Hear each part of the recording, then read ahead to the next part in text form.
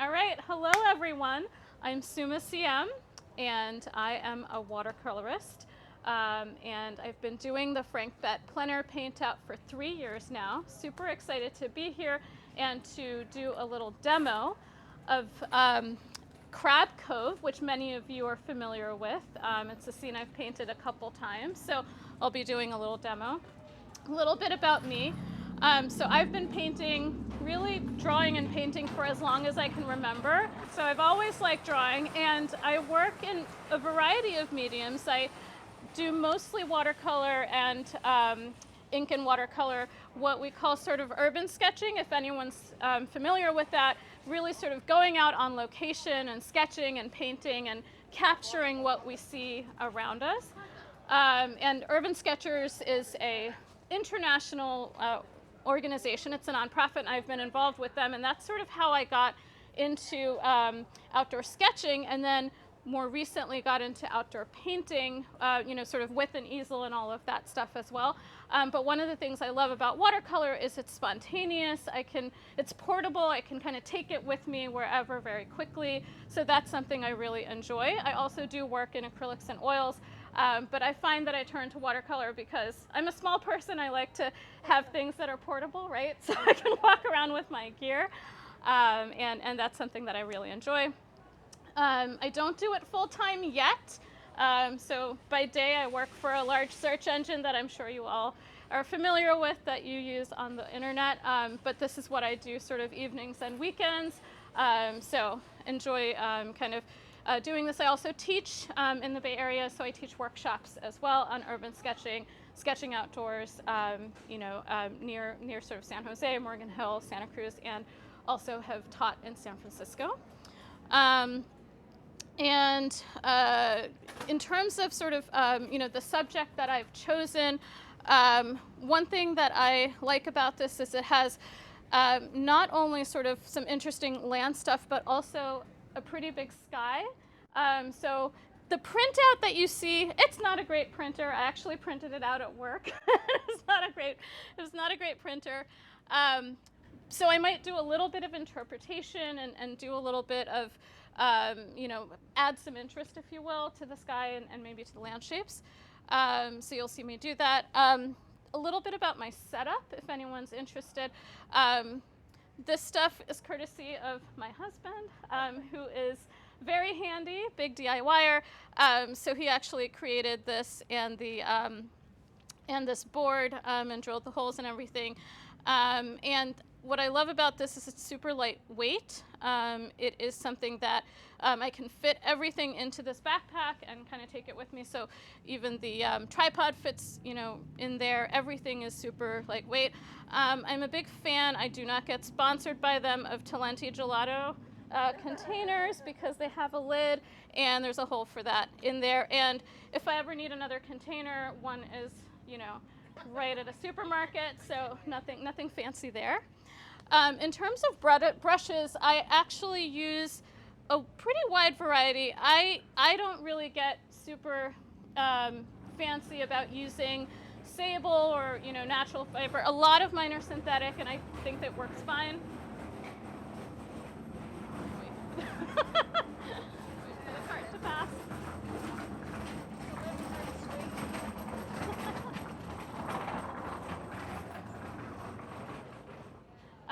But I will try to use big brushes first. One of the things I notice when I teach workshops is people often use the tiny brushes they get with their portable watercolor set or something really small. They're very cute, but they're hard to use. So you'll notice that I usually start with fairly big brushes, so I like to use a lot of big sort of flats, stuff like that. So I usually have a couple of these 3/4 inch flats that I like to start with. I also use this a lot, which is sort of one of those calligraphy brushes. What I like about it is the ends will splay out like this, and they're great for sort of foliage. All those trees that are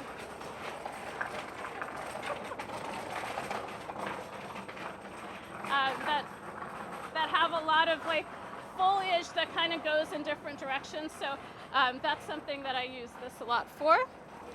And then I also like to have some really nice pointed rounds, really, really pointed ones for what I think people call it street furniture. So this is sort of the detail at the end, right? You know, all the little things that kind of bring the watercolor to life. And that's what I like to use sort of the pointed ones for, because you can get a lot of detail, but it's still, you know, again, not one of the super, super tiny ones, but something that allows you to have some flourish and kind of paint with your arm, right? And really sort of be spontaneous, but still get a little detail in. So that's usually, most of the stuff I worked on this week, I did pretty much with these brushes. That's sort of, this is a dagger brush, so that's also a nice one for, again, foliage and stuff like that. So I have, you know, not that many brushes that I use typically, but this is usually what I use. Palette-wise, I have two palettes. I'm going to use a smaller palette here. This is super lightweight and portable. As you can see, it's nothing, again, nothing fancy, just a little palette box. I usually like to have a warm and cool at least of each primary. So warm red, warm yellow, warm blue, cool blue, right? Some earth tones. I have a white in here. I don't use it much, but sometimes for some effects I might use it almost to get like a gouache sort of opaque technique. Around this area, I was telling someone when I was cleaning off my palette, there's a lot of greens because there's a lot of moisture in the air in Alameda, unlike where I live in San Jose in the summer where it's all yellow and brown. So I've been using a lot of my blues and yellows and greens. In terms of green, I do have a couple sort of pre-mixed greens that I use. I think a Daniel Smith Undersea green is one that I use. But mostly I try to use, and I'll talk about it as I go, some blues and yellows to make my greens. So that's a little bit about my setup and my palette and what I use. And I'm going to get started, and as I kind of work on sections, I'll kind of talk about what I'll be doing. And please feel free to ask questions. And I'll answer you as long as there's not a cart going by. So. All right. Oops.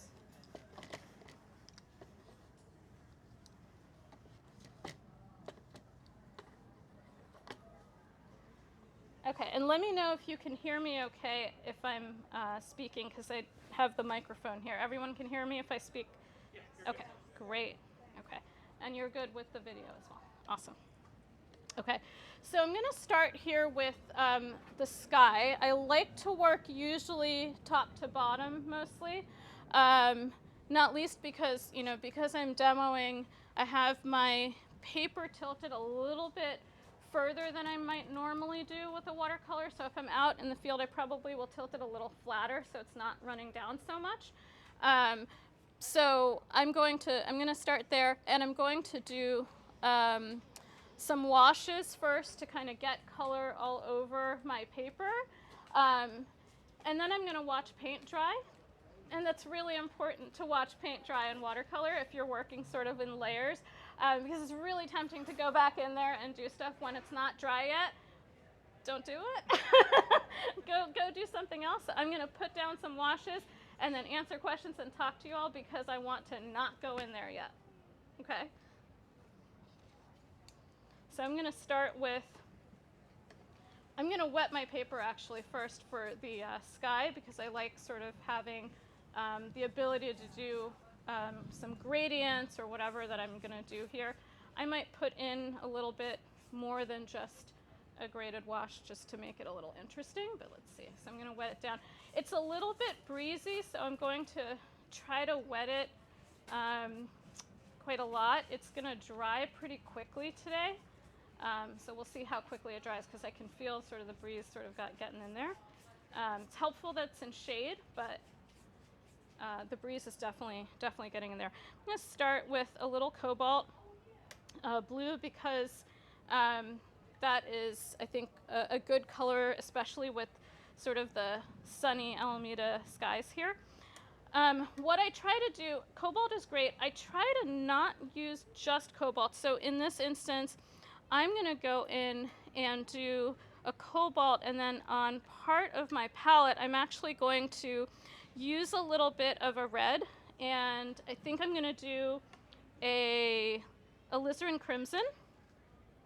Just a little bit, a little goes a long way, just so that I'm not kind of only straight using cobalt. It'll give a little bit of interest. I might put a little more in as I go, so mostly cobalt. I can see the breezes already.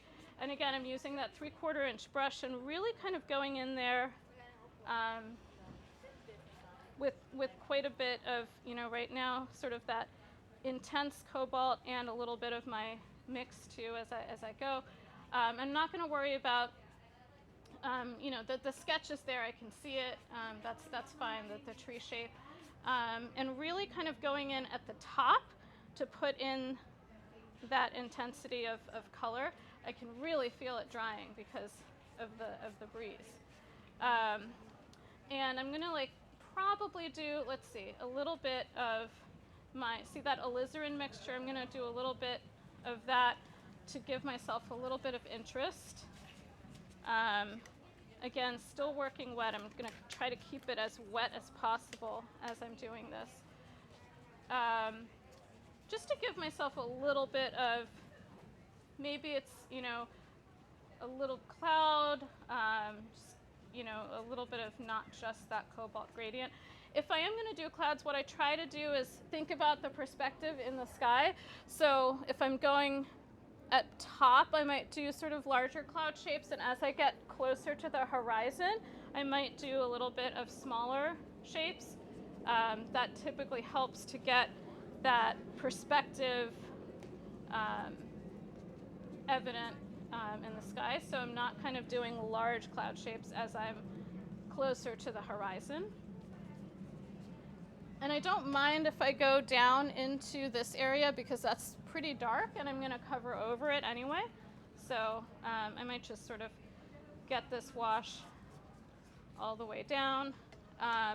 There's some blue down here too, so I'm actually going to go ahead and might skip the land part, but because this is going to be sort of that weird, I don't know, it's like marshy, it's the low tide, you know, sort of stuff going on.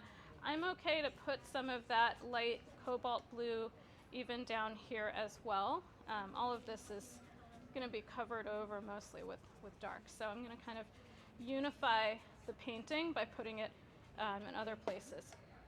And that I like sort of putting different colors up there, especially because it helps unify the painting, because I'm going to be using some of these colors down in the rocks and down when I start putting in sort of that low tide marshy mud stuff.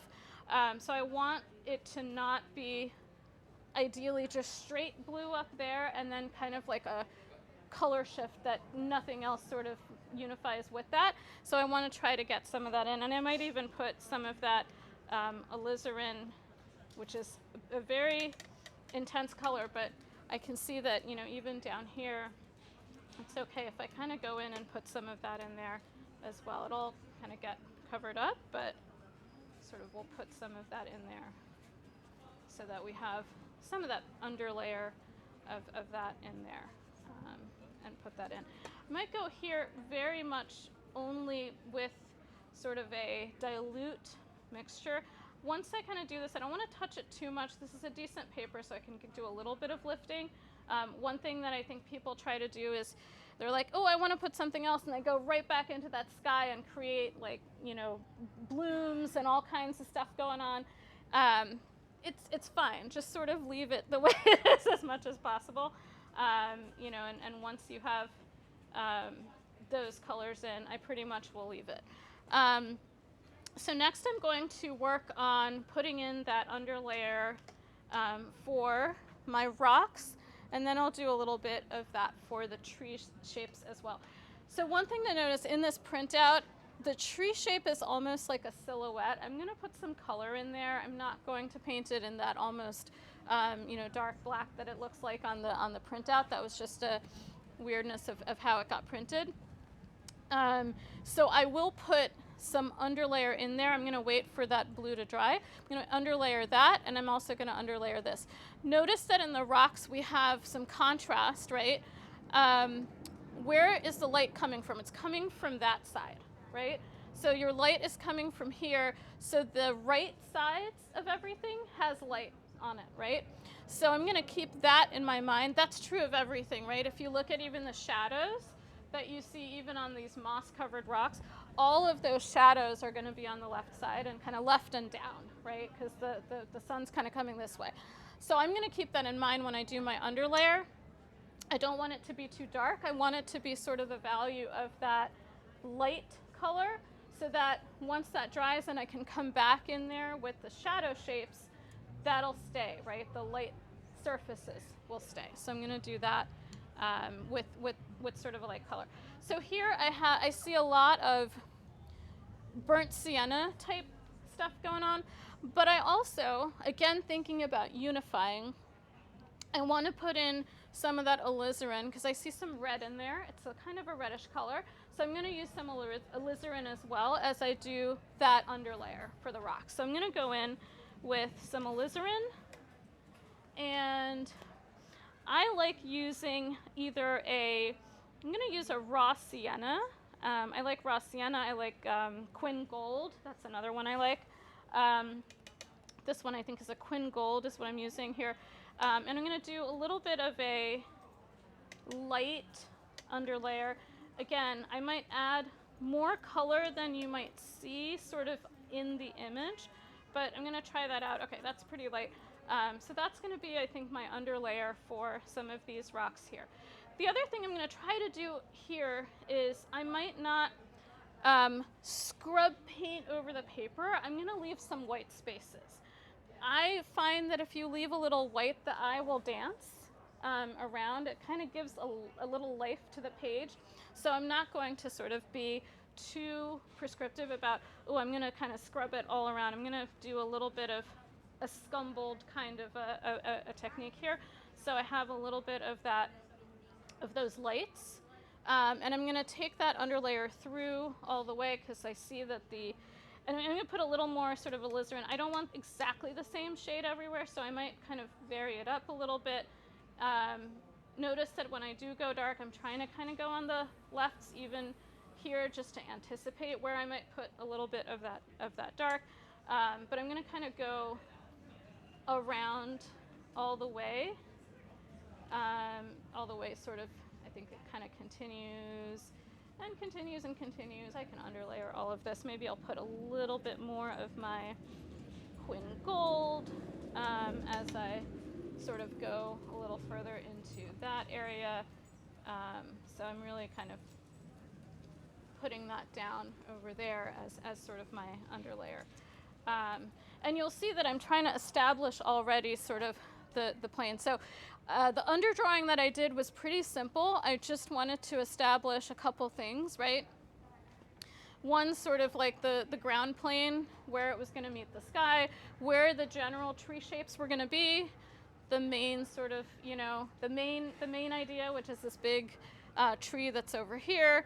And then you'll notice I put two lines here just to indicate the perspective, if you will, of that, of how those sort of rocks are appearing in that sort of low tide area. I keep calling it the low tide area, but that's pretty much what it is, right? So that's sort of but that was what I did for the underdrawing. And so now I'm going to put in a little bit. I see that there's some green, there's some lawn area right back there.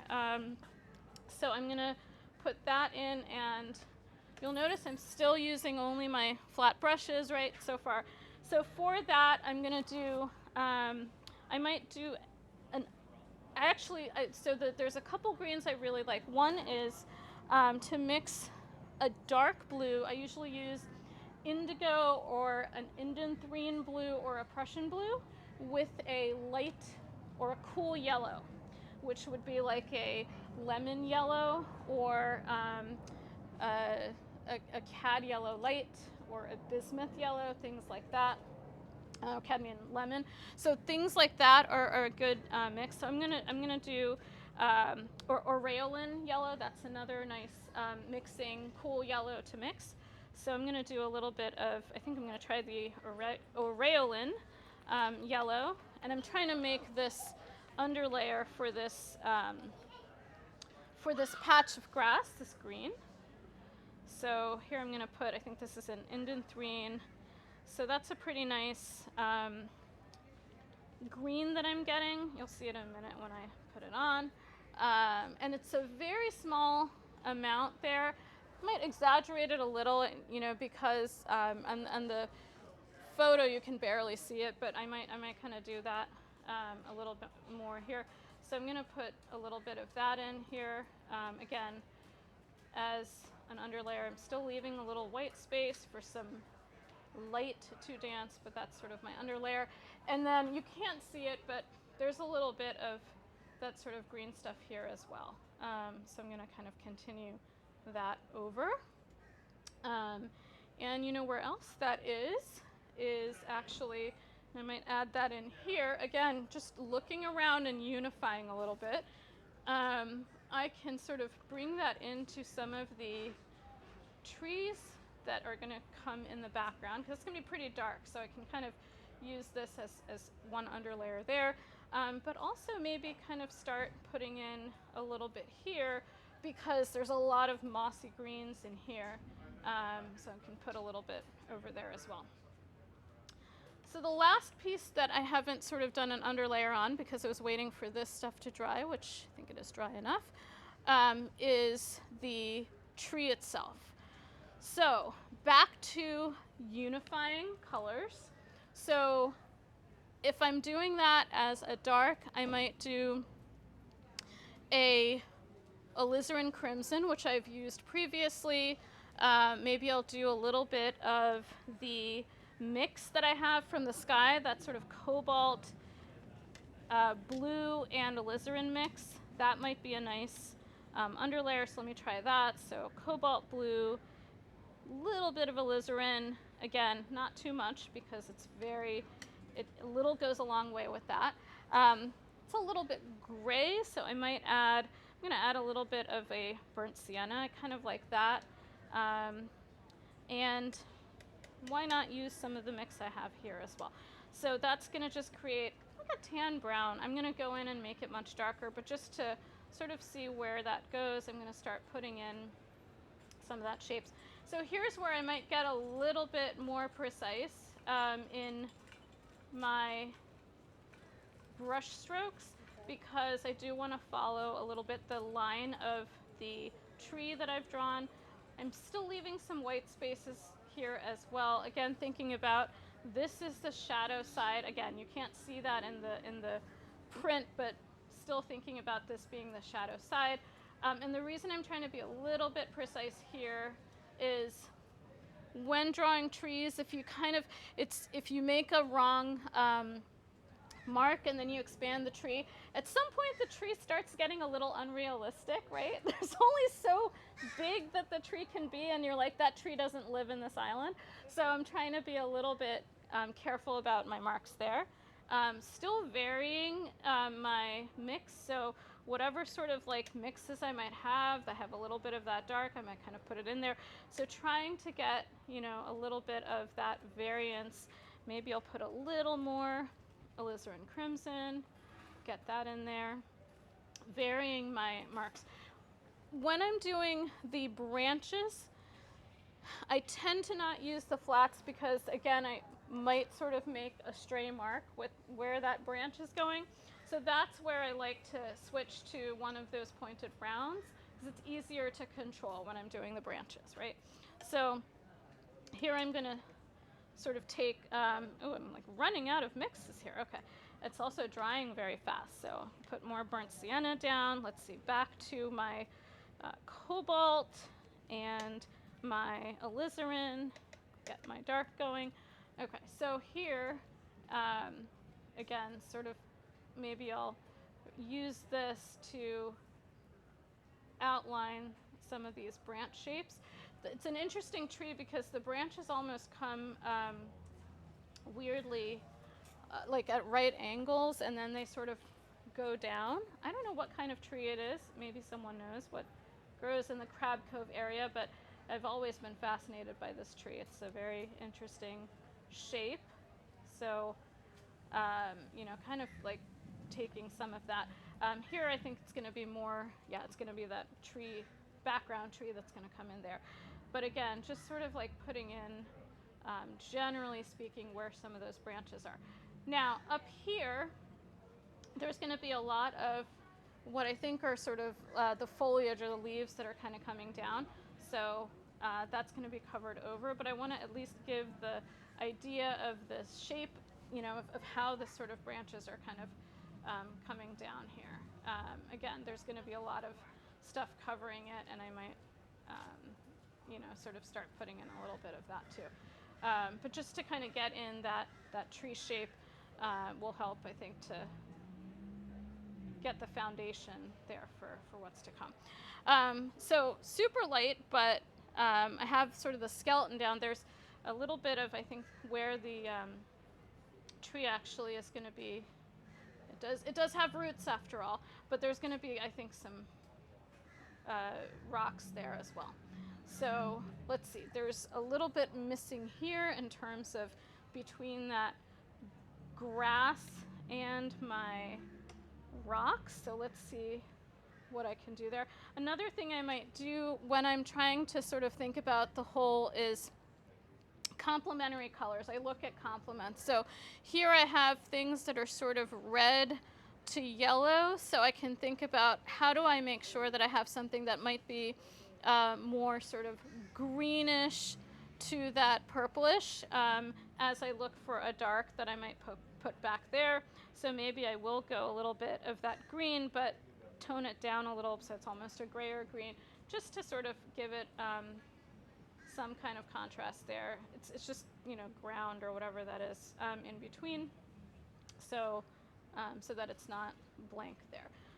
And I like to put that somewhere else, so maybe I'll put it over here, and put it there as well.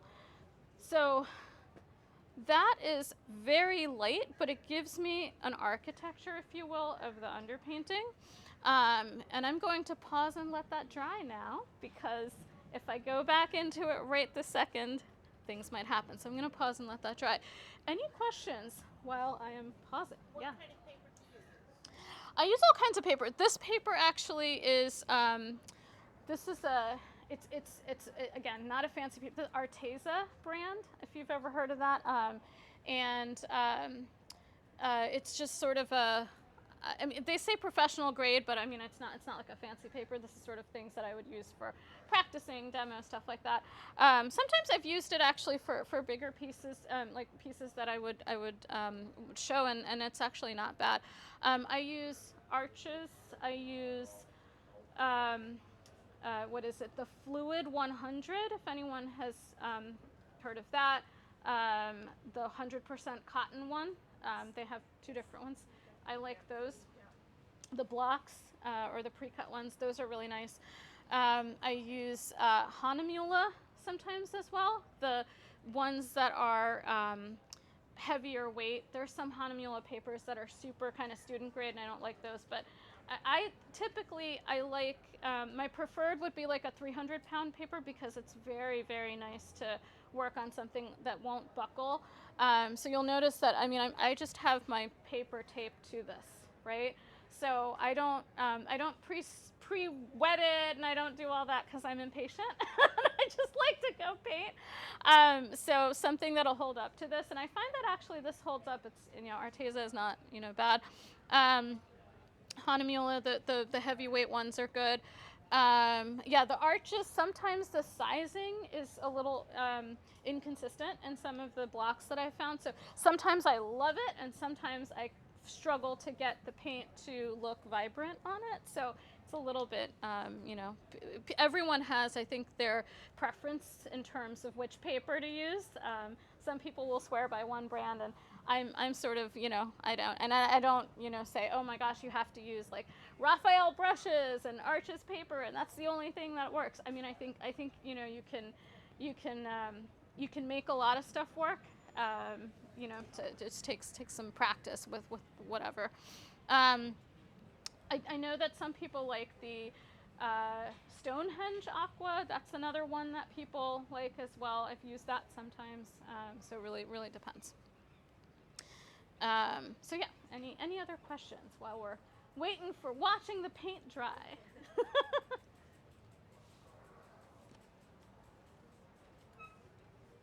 Yeah, go ahead. I noticed you have a great setup for painting outside. Uh-huh.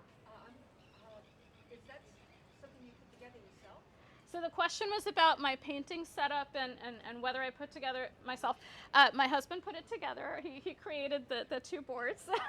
So they are foam PVC, I believe is what it's called. It's pretty lightweight, and which is nice, and it's like washable and wipeable, so it's very easy to get. And I think you can get it at like a Tat Plastics or a plastic store. He says yes, so. And yeah, it's easy to bend and drill holes into and all kinds of stuff. So that's what the setup is. Is it a camera tripod? Yes, this is from a camera store. It's one of the lightweight Silk, I believe, is the brand of tripod. It's super lightweight and it folds down very small, which is great. So I figure I'm usually not painting in like a gale force wind. So if it's that windy, I probably don't want to be out there painting. So generally speaking, it's a pretty sturdy tripod. Like it's sturdier than it looks for its size, frankly. Yeah. Yeah. Go ahead. I keep trying to find a round brush that's really pointed. Uh-huh. And they look pointed when I buy them, but they aren't actually as pointed as I think they should be. And what brand of brush Okay. do you have that's really pointed? Yeah, so the question was about finding brushes that are really pointed, and they look pointed, but then you take them home and they're not actually as pointed. So the two I have here, this is a Princeton Aqua Elite. In fact, I really like their entire range of brushes because they are not super expensive, and I find that the brushes hold their shape really well. So I like those. This one is a number 12 long round Princeton Aqua Elite. And this one is actually by Rosemary and Company, which is a brand out of the UK. And Rosemary, they come to the plein air convention, which is where I often get them. But this particular one is it's a set that, if you've heard of the watercolorist Vladislav Yeliseyev, I believe is his name, he does a set with Rosemary and Company, which is a synthetic, but the points are just fabulous. So that is Rosemary and Company. These are just it's just a synthetic, a white synthetic bristle. So, but the points are very pointy, and it holds a lot of water. So, I just love those. But it was very hard until I found this. I was using riggers, like all of those very fine riggers, and they're great. But I find that because this has a little bit of a body, it holds more of the paint, which is what I like, and then it has a nice pointy finish. I don't know how long it will last me. I've had this for about a year, I would say, and it still works great. But I know that some people, it depends on sort of how much you're painting, right? And I think if you use it a lot, you probably, especially with the synthetic, at some point they probably will go. I think that's true of a natural fiber too, and so people have to replace them. But again, these are not super expensive, which is nice. But I also try to be good to my brushes. I don't leave them standing this way in water. Don't do that. It's not good. So I try to rinse them right away. I don't dry them standing this way. I dry them flat or even down, so the water comes out and all of that stuff doesn't get stuck in the ferrule, and that's what can ruin the brushes, right? If all that stuff gets stuck. So I try to be good to them wherever I can. And with watercolor, unlike with oil and acrylic, it's fine if they kind of dry out for a couple hours, as long as you rinse them out fairly quickly. You're not too bad there. Okay. Any other questions before I get back into the next layer? All right. Okay. So I think we're dry. This is Yep, it's feeling dry to me. That's good. One thing that is helpful to look at is, you know, I think we in the Bay Area, maybe less so in Alameda because you do get some humidity here. We generally don't have the problem of things taking that long to dry, especially on a day like this. It's drying pretty quickly, especially with some wind or whatever. But if you're traveling with watercolor, pay attention to the humidity in the air and how much moisture there is. Because what you think might be like, okay, I usually let my first wash dry for this many, minutes or whatever at home, and then you go somewhere, say on the East Coast, yeah, that's not going to work. So make sure it's actually dry, and don't go by what sort of you're kind of used to, because we tend, where I live in San Jose, stuff would dry in like 5 minutes. It's just, I live in the desert down there in South San Jose. So pay attention to sort of what your paper is doing, depending on the atmosphere, right? Okay. So what am I going to work on first? So I think, again, I like to sort of work top down. So I think I'm going to start here with the tree and kind of doing what I want to do with the tree. I have a lot of ways I can go with it. Like I said, the print does not give me too much there to work with. So I'm going to sort of, again, make up some darks here, and then I'm going to start putting in some of the foliage. It's very sparse, the foliage, so there's not a lot, but there is sort of a clump here, maybe here, so I'm going to try to get I'm not going to be as true maybe to what I see, but trying to get the character of it is what I'm trying to achieve here. Okay. And I want to work pretty fast on the rest of it so that we're not spending a lot of time. It's really the first wash that takes the most. So here I'm actually going to, again, start with, I'm going to use the dagger brush because it gives me a little bit of both, that wider part and the smaller one all in one there. So let me put this back here. And, oops, wrong hole. Put that in the small hole. There we go. So I'm going to work with the dagger to do the tree. So I'm going to mix up here, let's see, some, again, back to my sort of dark, my alizarin. I want some cobalt in there because I want it to sort of harmonize again with that. To get really, really dark, I do like ultramarine and alizarin together, so I might go into my ultramarine to really go dark here for that tree. And I'm more thinking about sort of color and trying to not have that be too dead, right? I don't want it to be sort of a dull color, so I'm going to go with something a little dark, maybe add a little bit of burnt sienna, and see where that takes me. Let's see how. And again, I'm not mixing a flat puddle. I have a little bit of, in my puddle, I have a little alizarin on one side, I have a little more ultramarine on one side, a little more burnt sienna on one side, so I can kind of go and sort of take from any part of that puddle as I kind of go up. So here, although I'm working top down, because it's a tree, I want to work sort of from the trunk so that when I get to this, I can use the smaller brushes. So I'm going to start from the trunk here, as this whole sort of shape is one thing. So I'm going to try to, again, use that dagger and start putting in some of these darks. Again, trying to work quickly given that is drying on me. Let's see, I'm going to add a little more of the ultramarine here because it's a little bit on the reddish side, so let's vary that up a little bit. And I might kind of, again, as I go toward the right, get a little bit lighter, and or let some of the stuff from that underpainting show through a bit, so that it's not all one color. Going a little bit later here, I'm going to add a little more on this side. when I kind of go up here, I'm thinking a little bit about complementary colors again.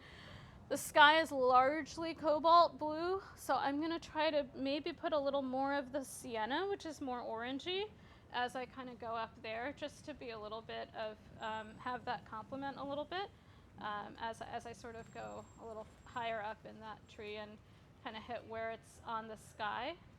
So let's sort of see if I can get a little more of that burnt sienna going. And trying to have a little bit of that contrast between the blue sky and the color of the tree. And again, it's a little bit of a different, oh, I'm gonna put a little more dark in here. It's had too much water going in there. So it's something that's not necessarily like, again, not necessarily so true to life, but more what the painting wants or what the painting needs. So don't be afraid to kind of say, well, what does the painting want? Okay, I have some blue here, so maybe I'll go orangey in some of those sections, etc. So just really kind of taking your cue from what is needed versus what, you know, being too beholden to what might be sort of, especially if it's a print, because every time we take a photograph, you're already interpreting, right? And then I run it through this terrible printer, then it's another, it just keeps getting removed from reality as you keep going, right? So just being very, you know, more true to ideally what you see as opposed to what this print might be saying, so. And I will say, I mean, you'll notice I use my little finger to put down sometimes to give myself a little more control. It's not going to be necessarily exact to my underpainting, and that's okay. Again, there's a lot of stuff there, so it's okay that some of it might not be exact. So I just want to get the feel of how these branches are kind of going a little bit, or it's almost lacy up there, and they're sort of dancing. And I really have always enjoyed how this tree sort of kind of goes down there. So coming back down here to this area, here's where I'm going to use the tip of this brush and kind of go into these tendrils. I might even go back to the round and pick up some of this as I sort of go down here, and then put in some of these leaves, and they're not, it's not a lot, just, you know, sort of like touches. I'm just touching the brush down because they're so lacy and delicate down here, right? So as I kind of go down to the ends of these branches, kind of getting a little bit delicate with the strokes of the brush, so got that kind of twigs, and there's a lot of smaller twigs down here. I'm going to also step back a little bit and make sure that I still am getting the character of the tree, right? As I sort of put in. Now here there's a little more foliage, so maybe I'll use, again, the sort of dagger to sort of dot that, again with sort of that mix of burnt sienna. I've got alizarin, I've got ultramarine, little cobalt, sort of dotting it in so that I'm building up a little bit here, this foliage. I might, in these sections, even, because it's a little bit more foliage up there, I might get out the calligraphy brush and take that and, again, sort of make those splayed sort of things and kind of go in with that, and you'll see it gives me a little bit of that quality of stroke that is, it's hard to kind of get elsewhere because it's very much that delicate. And here I might sort of just get a little bit darker. There's a little more foliage here, and here there's a whole bunch of it over there as well. So just keeping the character of it. But if I did this with, say, a flat brush, it would look too synthetic. So I'm trying to get it with something that's a little bit more organic in shape. And here again, I'm trying to put more paint on there so that I'm not running out, and just sort of touching. You see how that's kind of giving a little bit of that delicate stroke as I am kind of coming down there as well. So it's kind of a dancing little stroke there as it comes down. So let's say that sort of where I want to go with that. See if that is in character there with the tree. So I'm going to leave the tree for a moment and go in and do some of the background trees now. These are pretty dark. I'm still going to use that calligraphy brush for it. I'm going to vary the color. And for these background trees, I'm going to do a fairly deep green. I'm going to do a undersea green, which is sort of that pre-mixed green. And actually, I'm going to use that undersea green with a Prussian blue. I think I have indigo and Prussian here, so I kind of use them interchangeably. What I like about that is it kind of gives me a very nice deep dark, so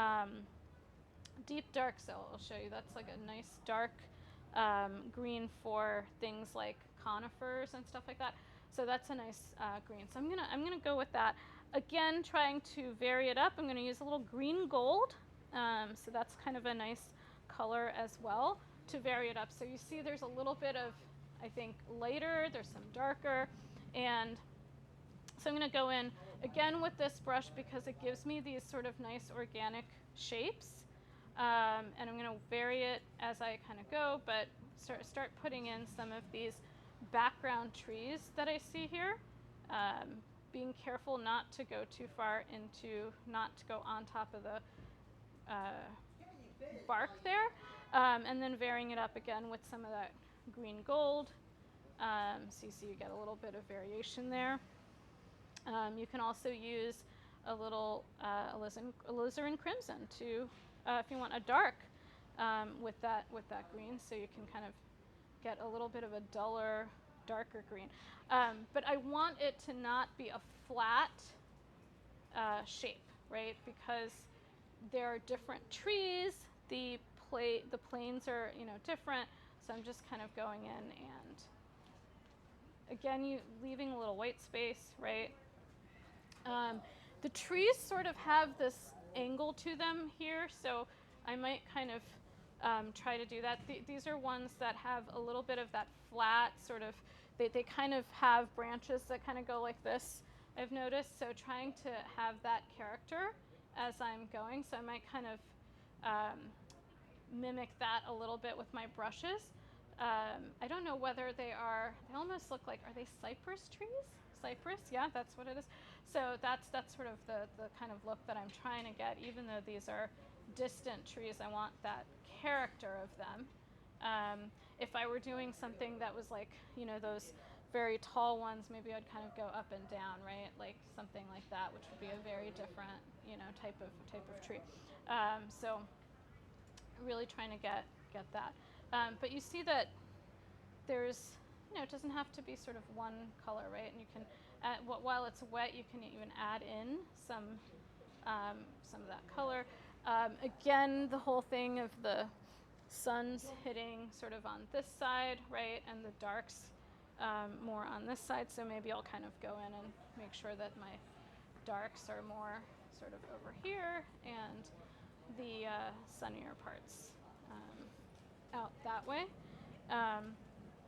Wow, it's drying fast, so got to keep putting in some water to reactivate it. Okay, so that's sort of my tree line. There's kind of bigger shapes here, and sort of that's my tree line over there.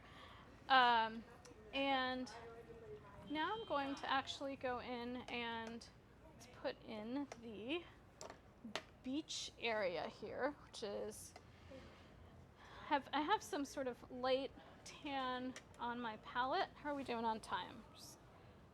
11:53. Okay. Yeah. Okay. So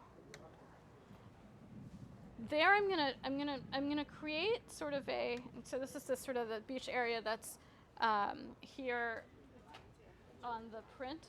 And I want it to be a little bit, I'm gonna make it a little more golden than maybe it looks on the actual thing. So I'm gonna go ahead and sort of put that in here. It's a little bit wider as we come here. And again, sort of extends in to these sort of mud flats. So I'm gonna start putting in some of that. And I'm gonna put in a little red there because I see sort of more red in that area as well. So I'm gonna start sort of putting that in, leaving the space that I had created for that area that is more the rocks and there's a little bit of water there as well, I think, or at least it's kind of marshy. So let's sort of put in that. And I'm gonna kind of just go in a little bit uneven here and put in some of that. And while that is, let's get the bead off here. If I put too much water, it'll start kind of running down, so I don't want that either. So while that is there, I'm gonna start going in with some darks on the rocks. So for the rocks, I am gonna use the flat brush because the rocks are angular in shape mostly. So I'm gonna use the flatter brush, the flats here. So the rocks, I'm gonna really kind of think about, okay, what is that color? It is some burnt sienna, it is some ultramarine, some of that alizarin, and again, going in and looking at sort of where on the rocks I want to create those dark shapes, and it's going to be on the left, right? So thinking about how much of the rock is in shadow and how much of it is in sunlight is going to be important here. And the rocks are not, they're not even, but they're definitely going to have these dimensionality. So really kind of thinking about how I'm going to go around some of those planes that are in light. So I'm going to vary it up a little bit, create those planes as I go so that I'm always thinking about where I have the sunlight hitting. So I'm going to use sort of the edge of my brush each time to create. And they're not going to be always so perfect. I'm trying to think about larger shapes down here, right? Because these are kind of larger rocks down here. And as I kind of go up, here some of them are kind of slabs. I see a couple slabs here, so I'm going to kind of put those in. And as I go up, I'm going to sort of make it smaller, right, because of the perspective and how they're kind of going in. So trying to get some of those spaces in between are quite dark as well. So I'm trying to think about where I can put some of those in also. And really kind of getting the dimensionality of those rocks in. And sometimes there'll be like multiple planes, right? So there'll be kind of a plane here that is darker because it's even further kind of on the underside. So I'll kind of put that in as well. So I'll kind of go in with one light, sort of one wash, and then go in again with another to create even more of that dimension. So kind of going in here, I'm going to see a little less of some of the planes because of the way that it is. So kind of more of just the dark shapes, and they get a little bit smaller, right, as they kind of go further in. And then the rocks kind of stop, and then it sort of becomes kind of foliage and stuff over here. So maybe that just becomes the end of those rocks. And I'm going to keep putting them in. Again, I'm varying the colors where I can because I want a little bit of contrast. Not all the rocks are the exact same color, right? So I'm going to try to vary that as I kind of put them in. Again, creating some other planes, making sure that there's a surface there. And then I'm going to put darks on the other sides, right? So that will sort of help to create that. Within the rock itself, sometimes there's also some stuff that you'll see. Maybe there's some, lines. So, sometimes you could put, right, like the ones that are right near you, you might want to put some other sort of shapes in, fissures or cracks. Like, the rocks are not, they're not completely flat, so you can kind of put in some other stuff. I wouldn't do it in the rocks that are farther because you're not going to see that much of it, but you can sort of put in some stuff here. If it's too dark, I mean, sometimes it gets a little bit much. I mean, I might kind of lighten those so you're not seeing as much of some of those shapes, but you can certainly kind of suggest, if you will, some of those shapes, right? And one thing I might do, again, coming back in, so once I have some of those darks, I'll probably come back in and put in the really dark darks to create a little more of that dimension as I go into some of these. Okay, so I'm going to let that dry a little bit before I kind of put in some of the finals. And sometimes, it's like if there's too much contrast, you can always tone that down so it looks a little more. I might kind of step back a little bit and see. Okay, so it needs a little more of the darks, but it's looking like rocks. Okay, so going to this stuff, which is this mud flat stuff. There's a couple ways to do it. So if you kind of, if I squint at it a little bit, there have been times where I've painted this and actually kept this largely sort of flat and only put in those mossy rocks just for contrast. I'm going to do something a little different. I'm going to put in sort of a little bit of that color. I'm going to treat it pretty flat, but I'm going to do a dark there. So let's see if that works, because that's the way this particular photo at least makes it look. So I'm going to put this, again, going back to my flat brush and going in with, I'm going to start with sort of a dark, almost a Prussian blue, maybe a cobalt, because it's sort of maybe taking the sky a little ultramarine. I'm going to go with the cobalt mostly. Let's see. And see how that might work if I sort of put in some of that. That's not quite dark enough. I'm trying to get some of that color that you see in there as kind of it's sky reflections really, but it's so dark because of the nature of the mud there. Let's see what I can do with that.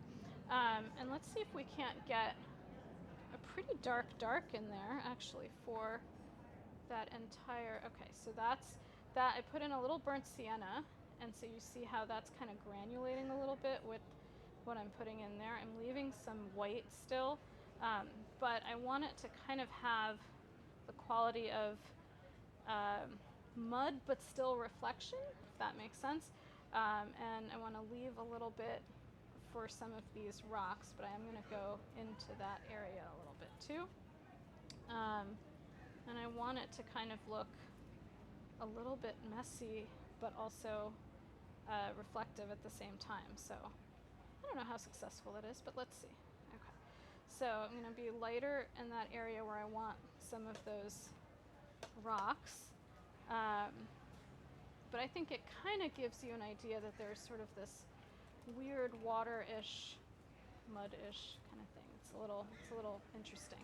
I'm gonna let that dry and put in the rocks. Let's go back into the grass here. Go a little bit deeper with that. I kind of feel like it's maybe a little bit light and I want it to really sort of pop.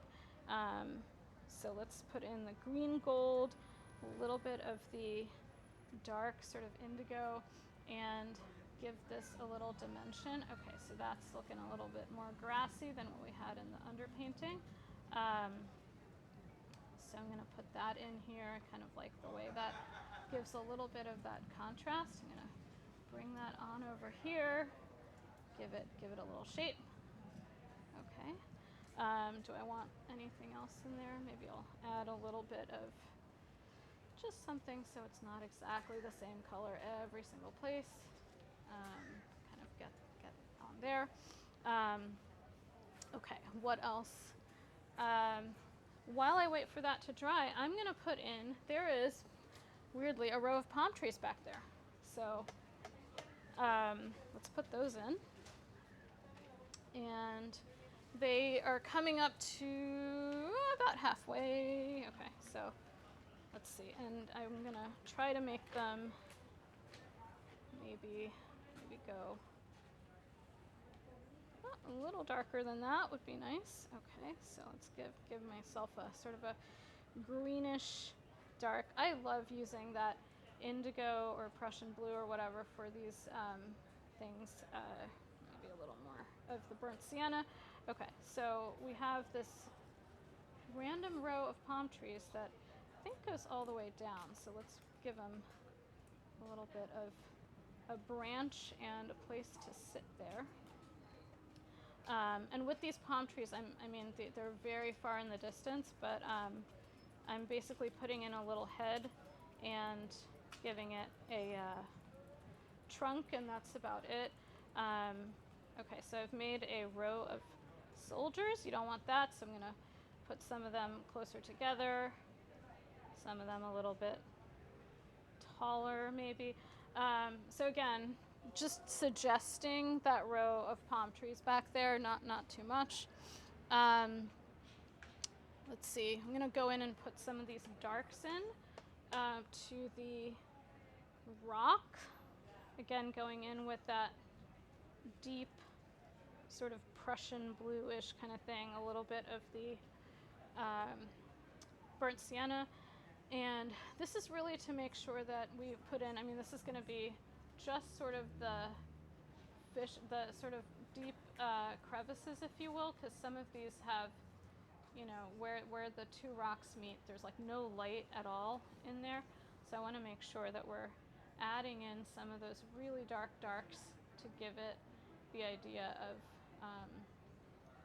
some of these crevices with no light at all in between some of the rocks.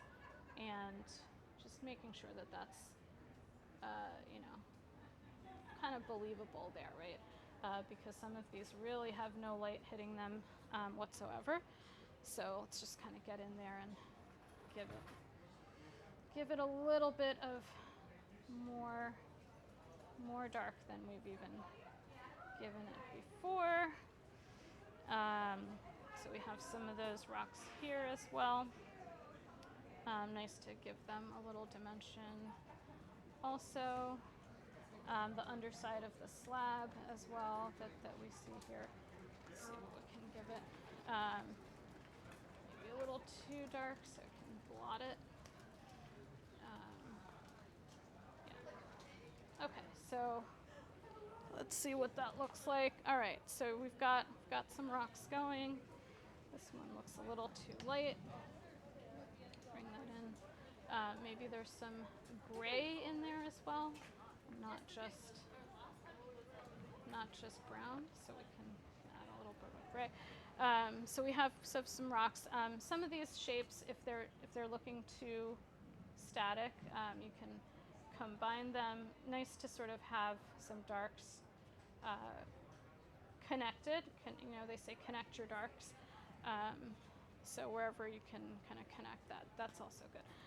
Okay, so do we have any? Yes, we do. We have shadows here as well in this sort of boulder area, so we can give those a little dimension as well as we go. And now I think this is maybe dry enough.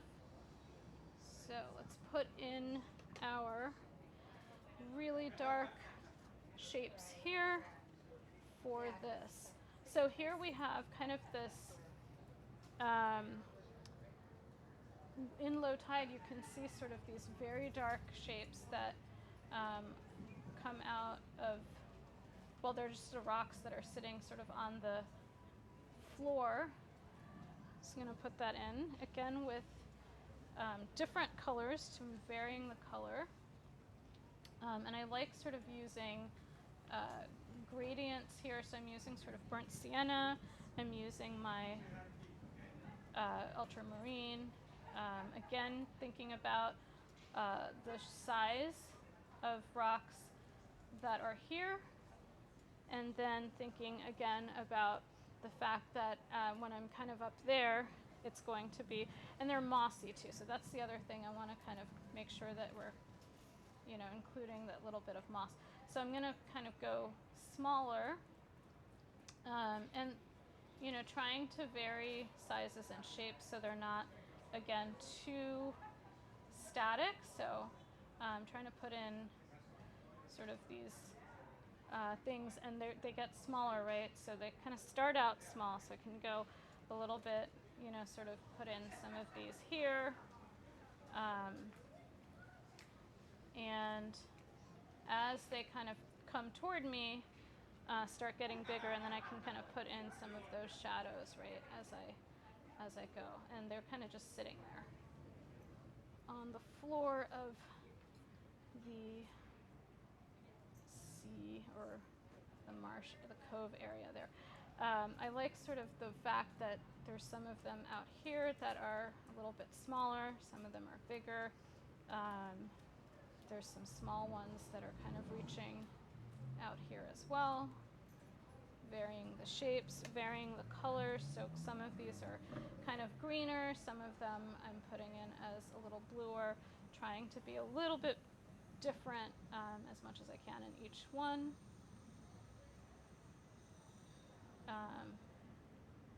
See, again, sort of taking a step back.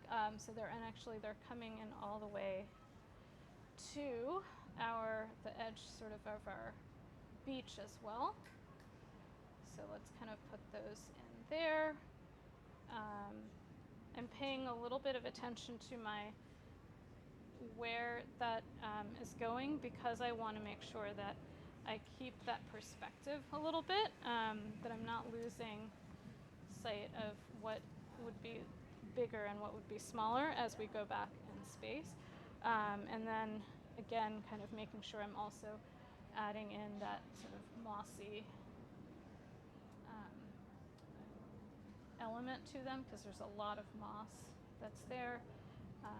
Trying to vary shapes, and the nice thing about doing it with the edge of this brush is it's almost giving me a little bit of that reflective element, because even though it's sort of, the tide is out, you still get a little bit of that shininess in what's happening there in the cove. So there's some here as well, so let's put those in. So we're getting, let's put in some here. Step back a little bit.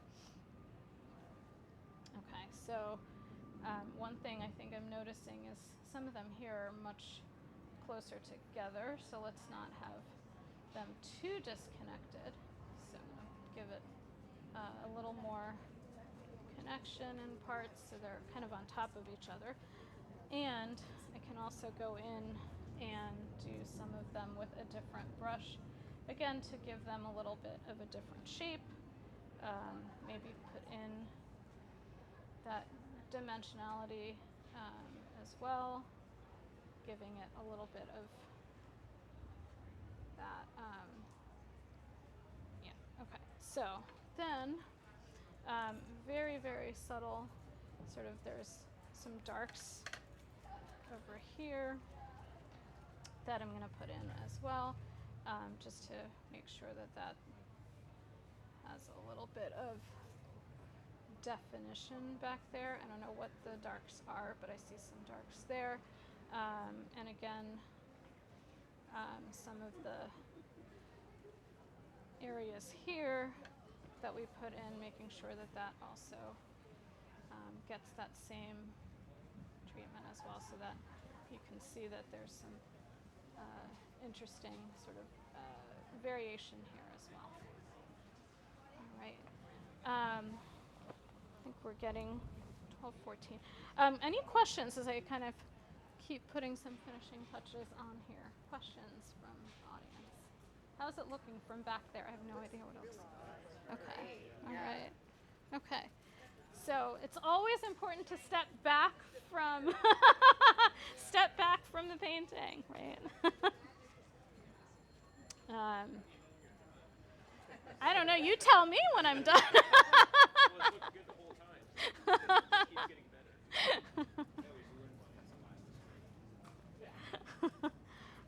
Yeah, I might. So sometimes what I do, if I feel like it might be kind of close to done, is I will stop and sort of put it away, and then come back. You know, kind of give it time and come back to it, because otherwise I might end up overworking it. Like I feel like it needs maybe a little more, but I might not sort of do that. I mean, I might put like. So there's some kind of shapes, like there's like a log and stuff here that I might sort of add in. There's some like, you know, little elements of furniture, if you will, that I might put in. And probably kind of, again, there's probably some more dots of stuff that can go in. But I sort of don't want to, again, ruin the overall, you know, part of it. I will probably go in when, you know, the rocks, I like to sort of put in some darker darks sometimes. So that is something I might go in and do as well. Making sure that I'm getting, because there's some really dark darks, and I feel like it's still not quite as dark as what I want here. And so I might go in with that straight indigo and sienna, for instance, and really kind of go make sure that those are feeling, you know, really dark, like they're, so you know how the shadow is really kind of prominent in some of these, so really kind of making sure that that is going in. So I might do that to make it pop and not have so much wishy-washiness, right? Because it's very easy in rocks to go too wishy-washy, I think, in some of the shadow shapes. So that's something I might, you know, kind of go in and do at some point. But then it's also, it's hard because rocks are they have character, right? They're very distinct, and sometimes if they're not kind of just so, they can either look too, they don't look angular enough, and sometimes, right? So sometimes you have to kind of get the balance between making it look like a rock and not having it look like cubes, right? Because if I do too much with this brush, it's going to kind of look like, you know, a set of cubes, and that's not what they are. They're not sugar cubes, they're rocks. So kind of making sure that I'm kind of doing that. So yeah. All right. Yeah, I might sort of stop there and kind of put it away and come back to it. But yeah, hopefully that was helpful to see. Yeah. Cool. Any questions on anything else? What are you using for blotting? Is it paper towel or is it? Yes, the question was, what am I using for blotting? It is paper towels. Okay. Yeah. Yeah. Yeah, I'm not. I would say it's funny, if we go to the plein air convention, everyone is like, you have to use Viva because they're super absorbent. They were real. I mean, I don't know why Viva's not a sponsor of them, I swear. Because seriously, everyone's like, you must have Viva.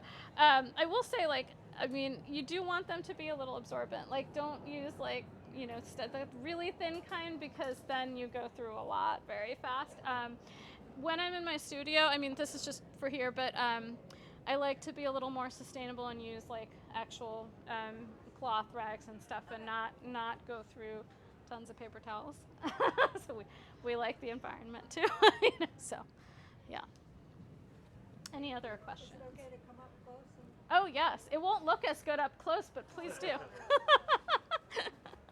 you use anything to preserve your finished paintings? So sometimes, if I'm not putting it under glass, sometimes I do use a cold wax finish. So the Gamblin's cold wax, and I have done that. Cold wax, yeah. So Dorland and Gamblin both have a wax. So if you look at some, Jeff Allen, for instance, I believe he does his with varnish and cold wax. It's a UV varnish and a wax. And it, yeah, you just rub it on, believe it or not, and it's wax, so it doesn't pick it up. Yeah, and then it'll dry. Yeah, it'll cure. So you could do that and not have it under glass. So some people do that here. So, you know, I mostly put mine under glass, but I have done some with wax as well.